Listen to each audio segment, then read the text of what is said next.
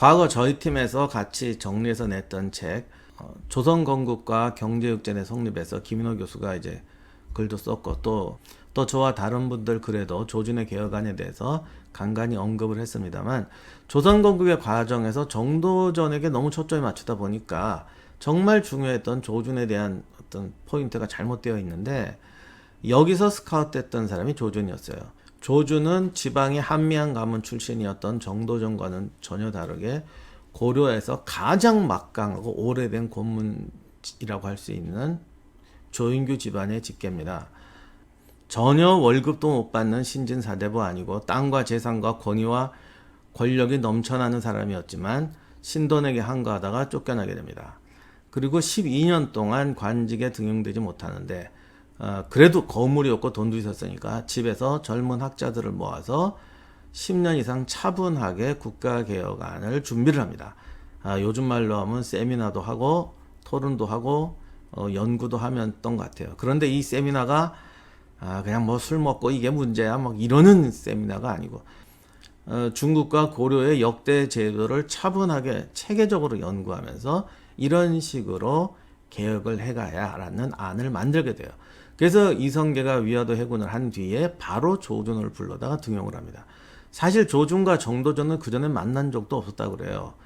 그러나 둘이 뭐 정치적 타협이 상대방의 개혁 의지와 능력을 높이 샀든 간에 두 사람은 함께 작업을 하게 되는데, 창왕이 즉위하자마자 조준과 그의 동료들, 사실은 흔히 조준의 상소라고 하는데 조준 혼자 한 것이 아니고 정도전도 뭐 뒤에서는 관여를 했던 것 같고, 여러 사람이 합친 어떤 대국가체제 개혁안에 대한 거대한 상소문이 올라옵니다.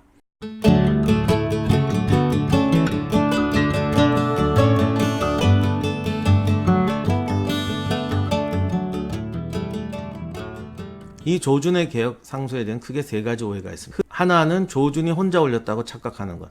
근데 사실 조준이란 이름을 아실 정도로 역사에 조예가 있는 분들은 이런 건 안 하겠죠. 그러니까 이건 제끼고, 전제개혁, 토지개혁 상소다. 아니에요. 토지개혁이 포함된 거대한 상소죠. 토지제도 개혁안이 제일 앞에 등장하고 무엇보다 토지개혁안이 중요하다라고 말했던 건 맞는데, 그것은 오늘날로 치면 경제가 가장 중요하다.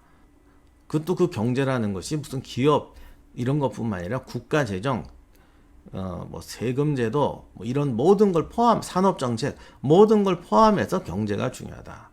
그러면 경제만 살리면 되는 게 아니죠.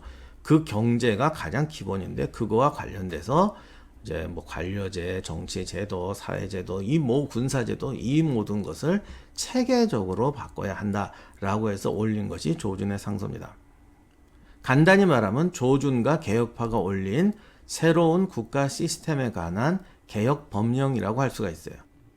여기서 또 하나, 조준의 개혁안이 개혁 법령이었다. 뭐 그거 좋아요. 그런데 고려사 기록이나 나중에 조선시대 기록에 봐도 이게 자꾸 사전개혁안 이렇게 나오고, 정말 무슨 사전개혁안만 하면 모든 게 다 해결되고 사전개혁을 반대하면 모든 게 안 되는, 이렇게 하여간 사전개혁이 앞에 나온 이유는 뭘까? 그건 아마 약간 어떤 정치적 의미도 있었던 것 같아요. 사실 요즘도 그렇지만 뭔가 제도 개혁하거나 뭘 할 때 이런 전문적인 얘기가 언론에 나오는 게 아니고 뭔가 하나가 이게 눈에 탁 튀게 나오잖아요. 특히 경제 관련해서 뭐 이런 법이 나오면 이쪽 편에 서면 뭐 정말 온 국민이 다 잘 사는 거고 저쪽 편에 서면 소수만 잘 사는 거다. 이런 식으로 해서 딱 이분법으로 나눠갖고 나와서 막 하는 경우가, 이게 뭐 요즘만 있는 게 아니고 우리나라에만 있는 것도 아니고 이 고려사를 봐도 이미 수백 년 전부터, 다른 나라에서도 마찬가지죠. 이미 수백 년 전부터 이렇게 되면서 사전개혁하고 하고 나온 건데, 그러다 보니까 많은 분들이 조준의 개혁안을 자꾸 사전개혁안으로 이해하게 되었던 것 같은데, 따지고 보면 실상은 개혁법령이고 사전개혁안은 어떤 정치적인 문구였다고 할 수 있죠.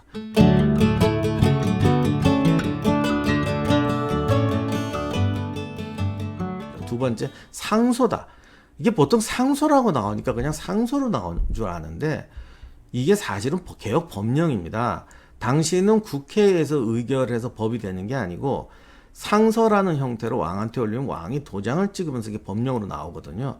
이것은, 그리고 나중에 조선 건국 후에 경제 육전을 보면 이게 다 법령으로 반포가 됐어요. 그러니까 왕이 도장을 찍어서 교서로 반포해서 법으로 반포된 거죠. 그런데 이상하게 고려도 그러고 조선도 그러고, 하긴 뭐 고려사 만든 사람이나 조선왕조실록 만든 사람이 똑같은 사람인데, 이걸 우리 같으면 예를 들면 이날 국회에서 무슨 이 법이 통과됐다, 요렇게 신문에 보도가 나야 되는데 당시는 그렇게 안 하고, 예를 들면 홍길동 의원이 이 법을 제안했다, 이렇게 만들어 놓는 거예요.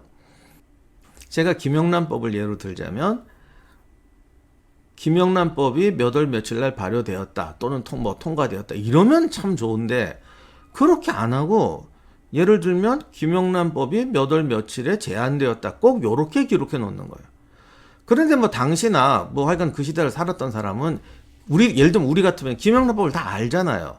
그러니까 그 기사를 봐도 몇 월 며칠 날 이게 법이 시작된 건 알아요. 그런데 이제 한 100년 200년 지나서 모르는 사람들한테 김영란법이 몇 월 며칠에 발의되었다 이렇게 하면, 야, 이게 발의는 됐는데 통과가 안 됐나 보다, 이렇게 생각하게 되거든요. 그런데 아마도 당시 사람들은 다 아니까, 이 법이 지금 시행되고 있는 걸 아니까 누가 발의한 게 더 중요하다 이렇게 생각했던 모양이에요. 그래서 기록에다가 김영란법이 몇 월 며칠에 통과됐다가 아니라 무슨 의원이 김영란법을 발의했다, 이렇게만 적어 놓는 거죠.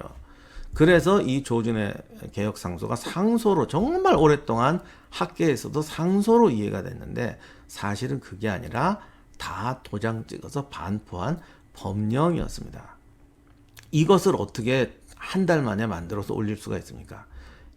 조준은 이미 오랫동안 준비를 해왔고, 당시 고려사회 내에서 권문세족이든 신진사대부든 뜻이 있는 사람들 사이에는 이제 더 이상 이 낡은 자동차로는 운행이 안 된다 해서 수많은 개혁안이 정리되고 논의되고 준비되고 있었다라는 걸 의미하죠.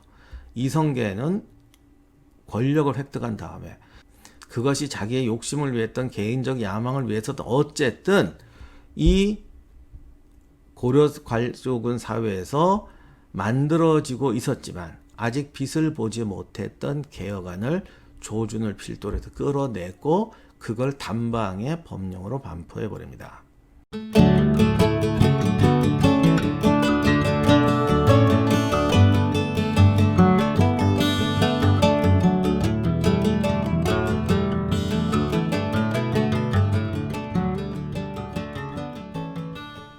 제가 그렇기 때문에 창왕의 즉위라는 것이 결코 이성계가 갑자기 한 대 얻어맞아서 이게 뭐야 이거, 육도는 조민수가 다 관장하고 왕도 저쪽 편이 쓰고 난 이게 어떻게 돼, 이런 위기에 몰린 것이 아닌 것 같다. 어디까지나 그것까지도 이성계파가 다 용인한 것이었을 것이다 라고 이제 추정하는 근거이기도 합니다. 아무튼 이렇게 해서 벌써 7월에 개혁법령안이 발효가 되고요. 조민수는 조준의 사전개혁안에 반대했다는 이유로 당장 탄핵돼서 이제 쫓겨나게 됩니다. 그리고 8월에는 흔히 아직 보수파라기보단 권문세가인 듯 하면서 신진사대부기도 하고, 하여간 양쪽에서 다 존경을 받고 있던 이색이 문화시중이 되고, 이성계가 그 아래 수시중이 되고, 이 개혁법령을 주도하는 조준이 문화부사가 됩니다. 그러니까 대장은 옛날 분 중에서도 좀 진보적이고 인기 있는 분이 장악하시고, 실제 실권은 이성계가, 실제 개혁 법령을 주도하는 개혁 정책은 최고의 전문가자 문제의식을 가지고 있으며, 고려 관료계와 어떤 정치 세력 간에도 큰 영향력이 있었던 조준이 장악하게 된 거죠. 정토전은 아직 이때 표면에 그렇게 뛰어나게 나오지 않습니다. 자, 이렇게 돼서 7월에 창왕이 즉위하고 8월에 그걸 무슨 개혁 내각이라고 할까요? 거국 중립 내각이라고 할까요? 하여간 글쎄요, 그게 제일 낫겠나요? 거국 이석과 이성계 조준이 다 들어간 거국 중립을 빙자한 개혁 내각이 성립하게 되면서 고려가 이제 이성계나 개혁파들이 요구하는 국가로 확 개조되어 나가는 것처럼 보이게 되는데, 그러면 고려의 세력들은 고려가 저무는 것을 그냥 눈뜨고 보고 있었을까?